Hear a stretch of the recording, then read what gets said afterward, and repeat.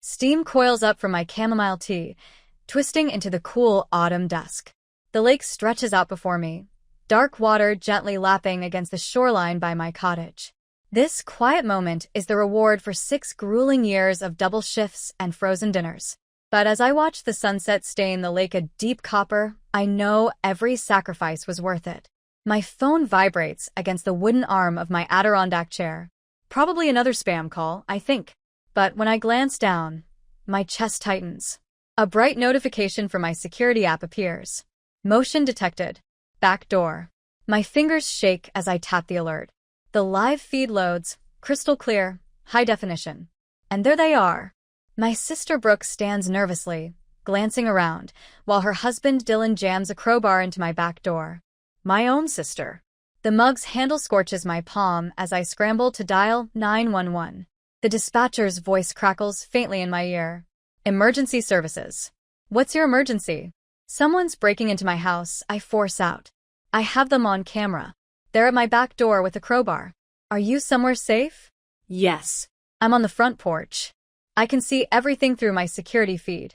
On the screen, I watch Dylan wedge the crowbar deeper into the doorframe. Wood splinters under the pressure. Please hurry, I beg. Officers are on their way. Stay on the line with me. Can you describe the suspects? My voice wavers. It's my sister and her husband.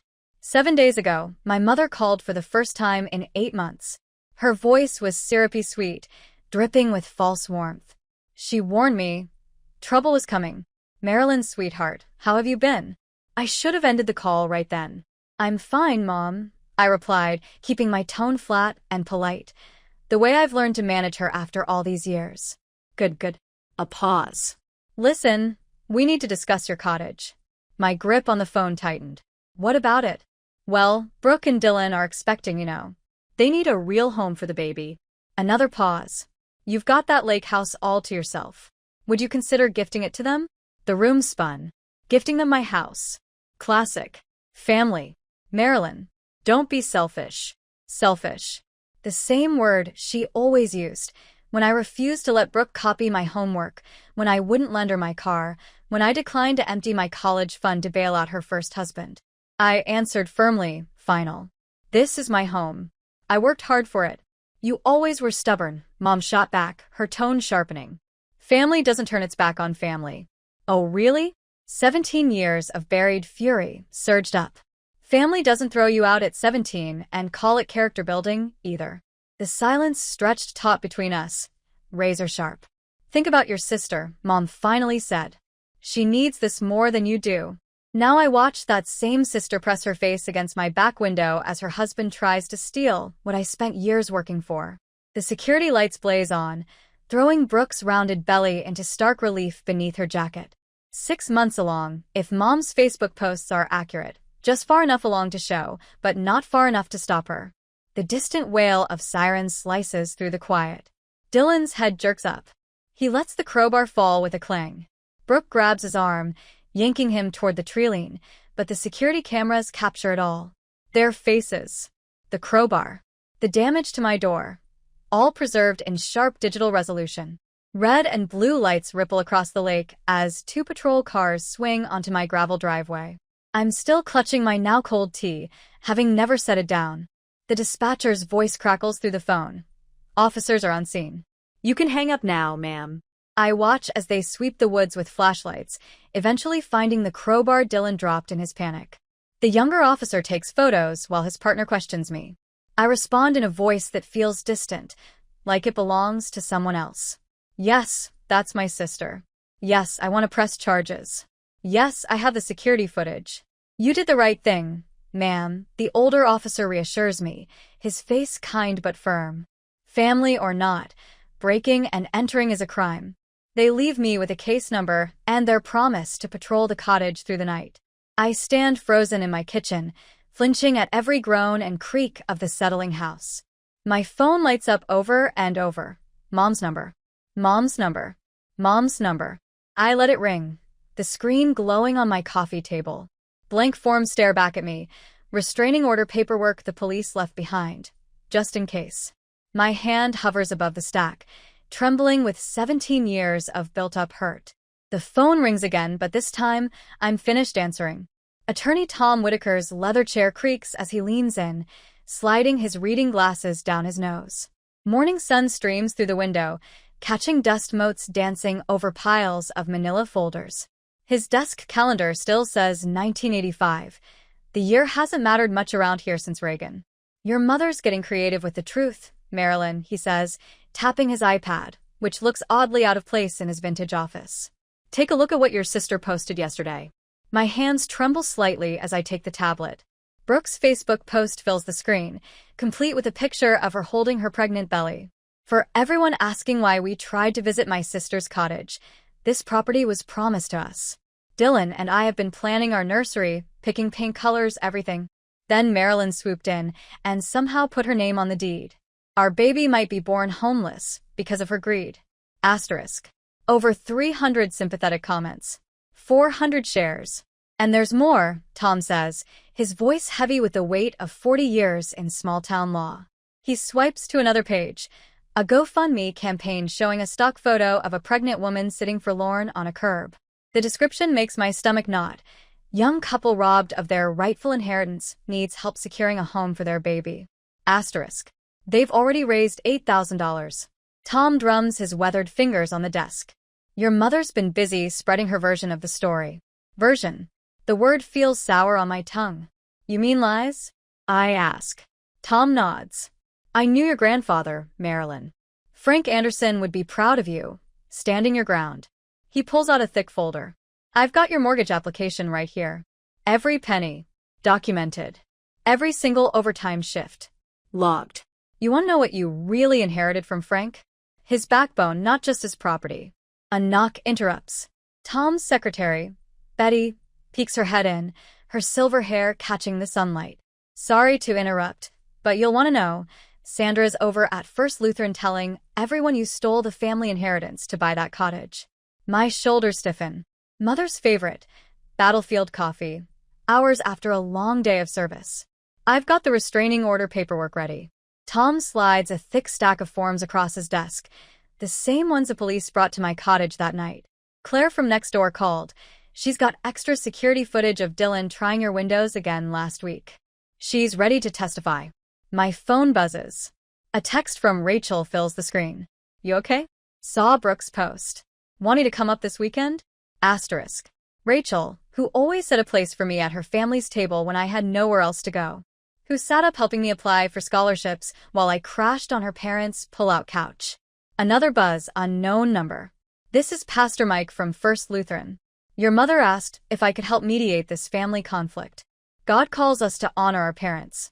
Asterisk. Then a voicemail notification from mother. You're tearing this family apart out of pure spite. Brooke's doctor says her blood pressure is dangerously high. If anything happens to that baby because of your drama, asterisk. The threat hangs unfinished. Tom's hand, paper-thin and wrinkled but firm, covers mine. Look at me, Marilyn. I've got something to show you. He opens his laptop and types with slow precision. Your sister's husband. This wasn't his first attempted break-in. 2 priors in Wisconsin. Charges dropped both times. And here, he turns the screen. Someone tried to file a fraudulent claim against your dad's cottage last week. Guess who? He taps the screen. My breath catches at the signature. Sandra Anderson. My own mother. The good news, Tom says, snapping a laptop shut with a firm click. Your property rights are rock solid. I made sure of that at closing. The sheriff's department is increasing patrols around your place. Small town. Word gets around when someone threatens one of ours. One of yours. My voice wavers. You think I've forgotten? You were my granddaughter's teacher. Honor roll, every semester. Even after clearing his throat, his eyes stay kind. Even after you had to leave home, this town remembers Marilyn. Sandra can gossip all she wants at First Lutheran. The truth has a way of making its way to the surface around here. The restraining order forms sit between us, stark black print on white paper. Legal words meant to wall off family. To protect what matters, measured out in court-ordered feet. Tom's ancient printer hums to life, spitting out copies of Brooke's social media posts, mother's voicemails transcribed into evidence. A paper trail of betrayal, recorded in triplicate. Sometimes, Tom says quietly, the hardest thing isn't earning what's yours. It's keeping it safe from the people who think they're entitled to it. My pen hovers over the restraining order forms. 17 years of pain and betrayal solidified into legal action. The weight of the pen mirrors the heaviness in my chest.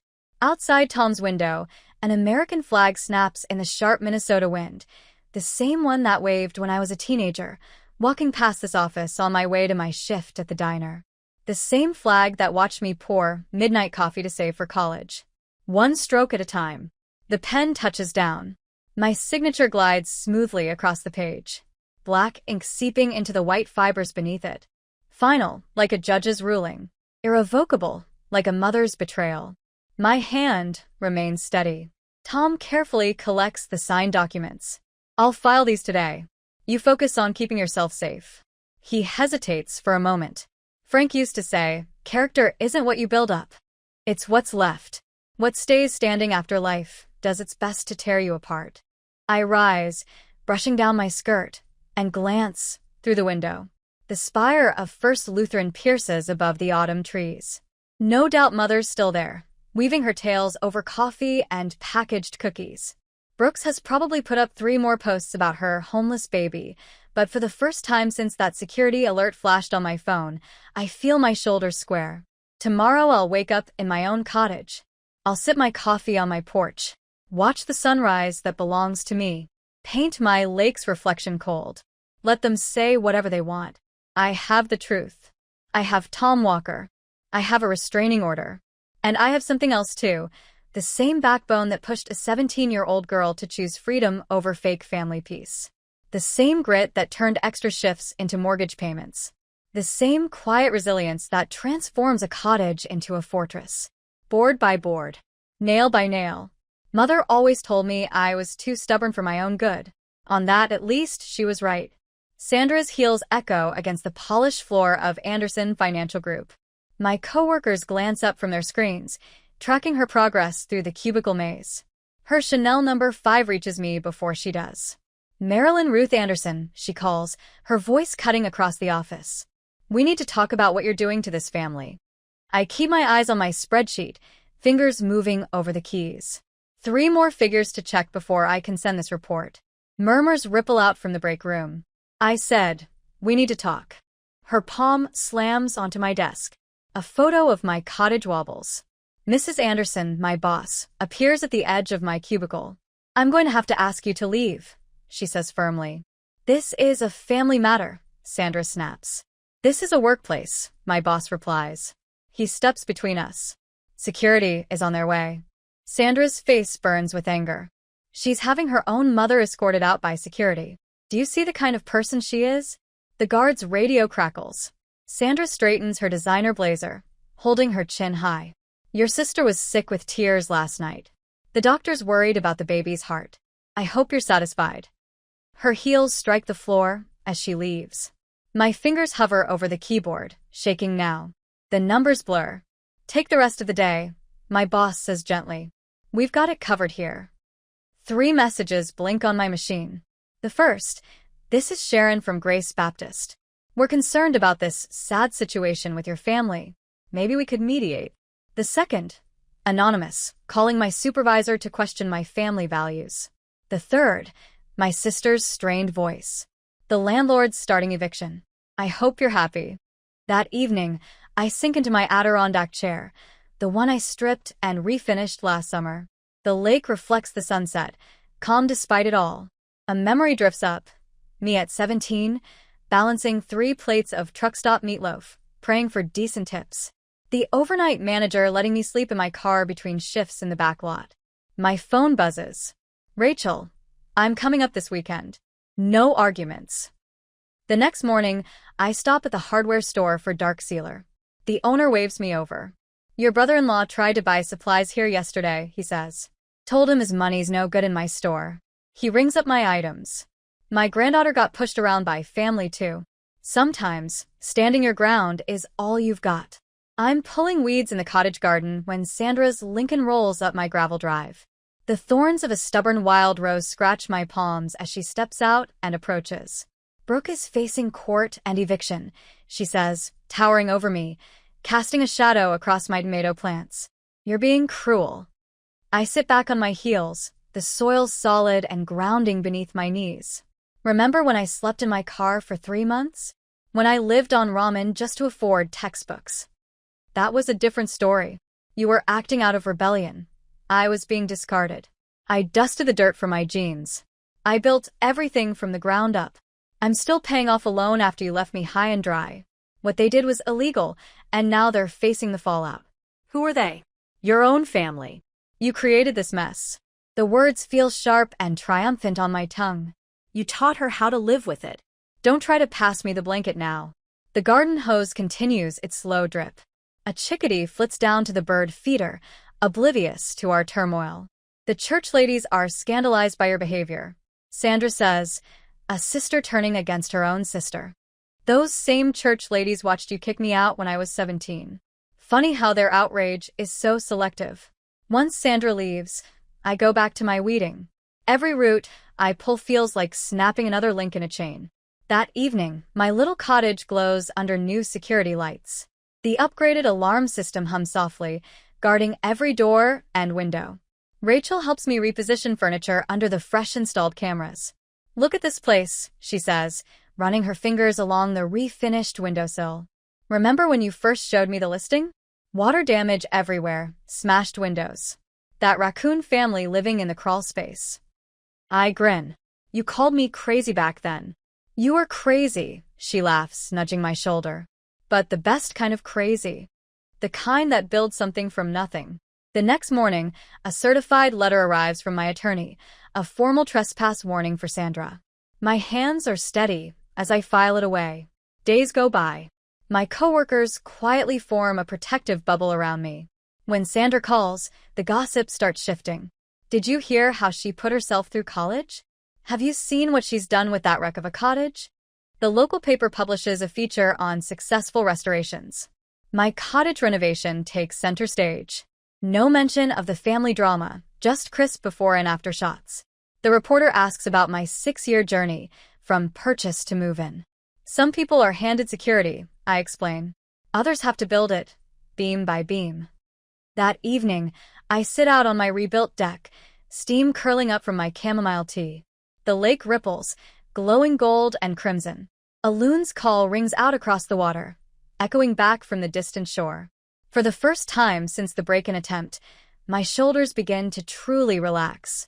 The memory of that scared 17-year-old girl feels far away now, like a story about someone else entirely. She never pictured this. Strong walls, a solid roof, a full security system. Property taxes, all paid up. My phone buzzes, Sandra's number. I silence it without hesitation. The wind chimes my hardware store friend gifted me tinkle gently. For when you're too tired to keep watch, he'd said. Their soft music mingles with the sound of the waves and the rustle of leaves. I lean back, inhaling the peace I've created. This is more than a sanctuary, it's my vindication. Every nail driven, every board replaced, every garden bed I've planted, all of it stands as proof. They wanted to strip it away, but they failed. Because this strength? I forged it myself, one hard-earned lesson at a time. The security lights flick on, washing my garden in soft light. A moth hovers in their glow, while the crickets sing their backup chorus to the wind chimes. Nature's music continues, untouched by human conflict. Inside my cottage, the restraining order remains posted on the wall. Framed next to my very first property tax bill, an unusual decorative choice maybe, but each time I walk by, I stand a little taller. They serve as a constant reminder. I am no longer that frightened teenager. I am the woman who built this home, who fought to keep it, who finally realized that letting down toxic relatives can feel exactly like liberation. The last traces of sunlight slip away over the lake. My tea has gone cold, but I'm not ready to head inside just yet. This moment feels too valuable to cut short. The security system hums quietly, keeping watch, as I sit with the triumph of having found my voice, of holding my ground, of creating something no one can take from me. Family isn't always about blood. Some of us build sanctuaries. Here, by the water, we rebuild ourselves. Plank by plank until it's sturdy enough to withstand any storm.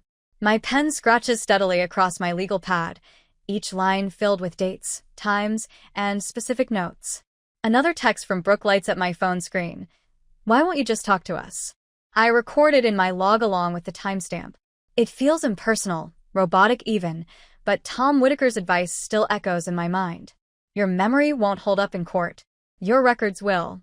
The cease and desist letters went out just yesterday, 12 identical envelopes addressed to 12 different relatives, all of whom helped Brooke share that fundraiser claiming I'd stolen the cottage. My hands trembled as I signed them, muscle memory from years of bending over backward to please these people, battling now with my need to defend myself. My security system pings. I glance at the feed, Sandra's Lincoln Navigator creeping past my driveway for the third time today. The system captures it all. Her license plate, the exact time, a clear shot of her face through the windshield. I forward the footage to Tom. Your mother's circling again. Rachel's voice crackles through the speakerphone, dry as ever, like a vulture at a picnic. I rub my temples. She's rallied the church ladies. They're planning some kind of intervention to save your soul. How's therapy going? I glance over at the workbook Dr. Chin gave me.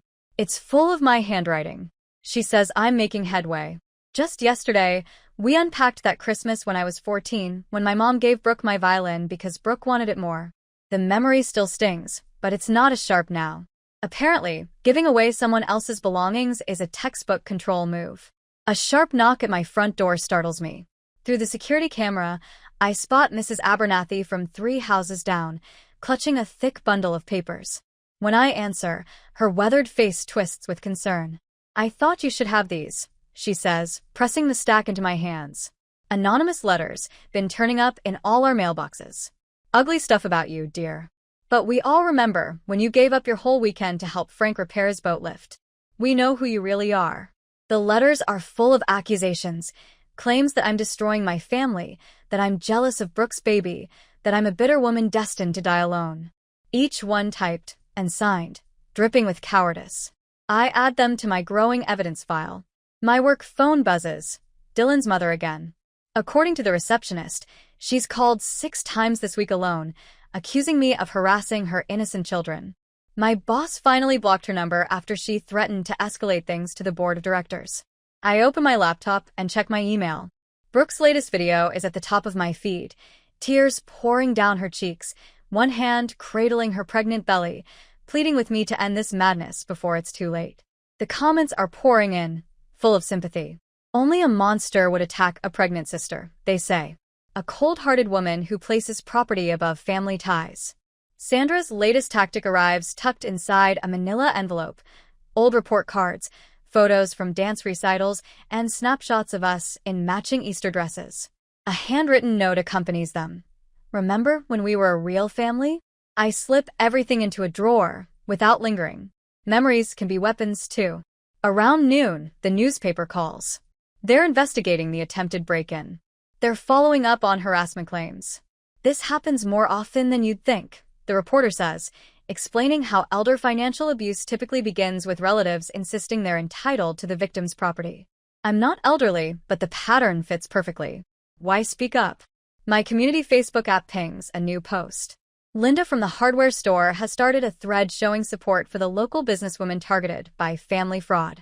The comments pour in, full of stories about inheritance battles, property disputes, siblings betraying siblings. Then someone drops a link. Dylan's criminal record, 3 BNES in Wisconsin, plus 2 domestic violence charges dismissed after witnesses backed out. The fundraiser Brooke launched disappears within hours, flagged for making false claims. We got your restraining order violation report, Tom's voicemail crackles. Dylan was spotted within 100 yards of your property last night. We're adding it to the charges. My Aunt Susan texts, can we talk without your mother knowing? Then Uncle Robert follows up, there's more to this than you realize. Cracks are forming in Sandra's carefully curated story, spreading like fractures across frozen lake ice. The voicemail arrives at sunset. Sandra's voice is smaller than usual, stripped of its typical command. Marilyn, please. Can't we settle this privately? Just between us. A pause. This is getting out of hand. Next comes Brooke's text. I know I screwed up, but if you just listened when we asked nicely. Still manipulating, still shifting blame. Some patterns run too deep to change. The church ladies don't bring pamphlets anymore. Mrs. Peterson, my old Sunday school teacher from 20 years back, stops by with banana bread and a soft apology. We didn't know the full story. I'm sorry, honey. That evening, I sit out on my deck, watching dusk settle over the lake, holding the business card from the women's shelter, where I've started volunteering. The director wants me to share my experience with their support group. Sometimes walking away is the strongest thing you can do, she told me. My phone buzzes again. Sandra's name appears, the same number I've had since I was 17. I silence it without a glance. Through the window, I catch my reflection, shoulders back, head high, transforming into the woman that scared teenager never dared imagine. The lake ripples silver as night gathers. Somewhere across the water, a loon's call echoes, long, clear, and free. Sandra stands on my porch, Bible clutched tightly to her chest like armor. Pastor Mike hovers at her shoulder, his weathered face frozen in what he probably thinks is a neutral expression. The late sun catches in his silver hair, forming a halo that would be almost funny if my stomach weren't in knots. Marilyn, Sandra's voice trembles. Please, just hear us out. The security camera overhead tracks their every move. I picture the footage saved in my cloud. Dylan with his crowbar, Brooke's face pressed against my back window. My grip tightens on the door frame. 5 minutes, I say. Sandra visibly sags with relief. Brooke's blood pressure is dangerously high. The doctor says the stress. She trails off, dabbing her eyes with a tissue she seems to conjure out of thin air. Your future niece or nephew. 10 more seconds and I'm shutting this door, I warn. Pastor Mike clears his throat. Marilyn, we're here as mediators. The church community is concerned about this family dispute becoming public. A bitter laugh escapes me before I can stop it. You mean the attempted burglary? That ship sailed the moment they brought a crowbar. Now, sister. Pastor Mike starts, but I cut him off with a raised hand. Come in, both of you. Their footsteps echo on my hardwood floors, the floors I spent 3 weekends sanding and refinishing myself. Sandra's gaze darts around the great room, drinking in the exposed beams, the stone fireplace, the wall of windows that frame the lake beyond. Her lips press into a thin line. Sit down. I motion toward the couch. They lower themselves onto the edge, stiff and uneasy, like birds ready to bolt. I stay on my feet. Before either of you speaks, I have something to show you. The television hums to life, the screen glowing with security footage. There's Dylan, jimmying my back door with a crowbar, Brooke glancing around, keeping watch. In the corner, the timestamp blinks steadily, undeniable. Sandra's face drains of color.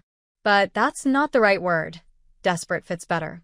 I take out my phone, tap play, and Dylan's voice spills into the room. Once we're inside, she won't be able to kick us out. Possession's 9/10 of the law, right, babe? Brooke's laugh follows. Mom says she'll fold. She always does. The recording cuts off, leaving the room heavy with silence. Outside, waves slap gently against the shore. I'm not finished. I open the bank statements and lay them out one by one across the coffee table. Every dime I saved over 6 years, working double shifts at the diner, scraping by in a basement apartment with no heat. While you were posting vacation photos from Cancun, I add. Sandra's hands flutter, nervous and aimless, like moths trapped under glass. We invited you to come, she blurts, after you threw me out at 17. My voice stays calm. Here's the property deed, the mortgage documents, the receipts for every repair and renovation. I place a photo album on top. Open to the first page. Me at 18 in a waitress uniform, dark circles under my eyes. Every chapter of my journey from homeless to homeowner. Pastor Mike shifts in his seat, visibly uneasy. Perhaps there's room for a temporary arrangement, he ventures, but his words fall flat, final. I have 3 things to say, I announce, setting my water glass down with a sharp clink against the coaster in the stillness. First, this cottage stands for every night I worked while homeless because of you, Sandra. Every cent saved, every skill learned, every sacrifice made after you locked me out. She recoils at the sound of her own name. Second, I've filed legal paperwork that ensures this property can never be transferred to any family member. The deed is secured in an irrevocable trust. Pastor Mike's eyebrows jump in surprise. Third, if I receive any further contact from you, Dylan, Brooke, or anyone representing you, legal action will follow immediately. The restraining order was just the beginning. Sandra's face caves in, her age lines deepening. And for the first time, I see it. The gray streaking through her hair, the subtle shake in her hands. I was wrong about you, she whispers. You were always the strong one. It's the truth I've craved for 17 years. But it lands hollow, not the bomb I imagined. I know, I reply quietly. That's why you hated me. She doesn't deny it, doesn't offer an excuse or attempt a defense. She just stands there, gripping her Bible like a lifeline, and quietly walks to the door. Pastor Mike trails after her, pausing with his hand resting on the knob.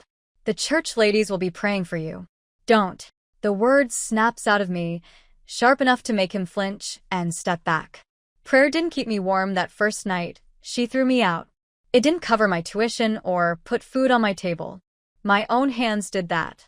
He gives a single nod, a complicated mix of respect and defeat in his expression, and then follows Sandra into the fading light. I stay where I am, standing in the doorway, watching as they make their way down my gravel driveway. My shadow stretches out long and straight across the porch boards I replaced just last summer. Inside, the security system gives a soft chime. All clear. Promises. Secure asterisk. I don't need its reassurance anymore. The Real security is built into my bones now. Constructed piece by piece, nail by nail. Just like this sanctuary. By the water. Some people would call it a cottage. I call it vindication. Behind me, waves murmur against the shoreline. Ahead, Sandra's car rounds the bend and vanishes, taking with it 17 years of power she never should have held. The evening air tastes of freedom. I close the door, turn the deadbolt, and pour myself a fresh glass of water. Tomorrow, I'll start planning the garden I've always dreamed of. Tonight, I'll sleep without waiting for the other shoe to drop. Because now I understand something important. I'm not just the strong one. I'm free. My grandfather's wind chimes catch the morning breeze. Copper pipes, singing across the water. 1 year later, the security app lights up my phone screen. 365 days, no incidents. I sip my coffee, steam curling into the crisp autumn air as I settle into my Adirondack chair on the reinforced deck. The garden blooms behind me, right where Dylan once stood swinging his crowbar. Purple coneflowers reach skyward, defiant and proud. I planted them the day after the restraining order hearing, digging my hands into the soil that had witnessed so much betrayal. Now they've spread into a wild, colorful patch, as though nature itself is scrubbing away the past. Yesterday, a letter arrived through Tom Whitaker's office. 3 pages, all in Brooke's handwriting. No mention of the cottage, no mention of money, or what I supposedly owe the family. Just truth. Honest and bare. She's left. Dylan enrolled in community college and got a job at the public library. No requests, no expectations. The words, "I'm sorry," appear only once, but they carry weight. Solid and meaningful, like laying the first foundation stone of something new. I wrote back this morning. 2 simple sentences. I'm glad you're finding your path. I wish you well. The boundaries remain firm, but now they stand without the barbed wire of old rage. Rachel shows up as the sun rises higher, bringing fresh bagels and the same fierce loyalty she showed when I crashed on her family's pull-out couch at 17. She eyes the security cameras, the reinforced windows, the new motion sensors. You've built yourself a fortress. More like a sanctuary, I reply, pouring her coffee. The aroma mingles with the scent of late roses climbing the trellis, another burst of life where darkness once peered through the kitchen window. I watch as the hardware store's truck rumbles up. Pete hops out carrying lumber for our Saturday carpentry lesson. Last month, he taught me to build custom shelving. Today, we're tackling window seats. His gruff kindness reminds me of my grandfather, the way he shows love by teaching skills, not offering empty words. Throughout the afternoon, my chosen family trickles in. Claire from next door arrives with her famous apple pie. Tom Whitaker shows up with a box holding the latest security system upgrade. 3 women from my shelter volunteer group come too, their laughter ringing out like wind chimes. My boss, Angela, who once stood like a wall between me and Sandra's workplace ambush attempts, joins us. As twilight paints the lake in copper tones, Rachel lifts her glass. To building something no one can take from you. The words sink deep into my bones, as true as anything I've ever heard. I think of the 3 teenage girls I mentored at the shelter last month, their eyes lighting up when I explained how to squirrel away spare dollars, build credit, and quietly plan escape routes. The small scholarship fund I started with my last bonus, set aside to help displaced teens pay their first apartment deposit. Night falls gently around us. No more jumping at shadows. No more sleeping with one ear alert for breaking wood. The cottage holds me now, a promise fulfilled. My phone lights up, Sandra's number. I silence it without hesitation and turn back to my friends. Their voices rise and fall, like the wind chimes on my deck. Inside, my first property tax bill sits framed, a document that once terrified me, now proudly displayed like a battle flag. Beneath it, sealed in the cornerstone of the rebuilt deck, rests a letter to my 17-year-old self. You will build your own sanctuary. Every nail, every board. A testament to the life that begins when you choose yourself. Not all family is tied by blood. Some is forged in hammer swings, paint strokes, and the solid thud of doors that open and close at your command. The lake whispers against my shoreline, steady as a heartbeat. Some people call it a cottage. I call it vindication. Every nail, every board. A testament to the life I created after they showed me the door. Not all family is bound by blood. Some is built, piece by piece. Just like this sanctuary by the water.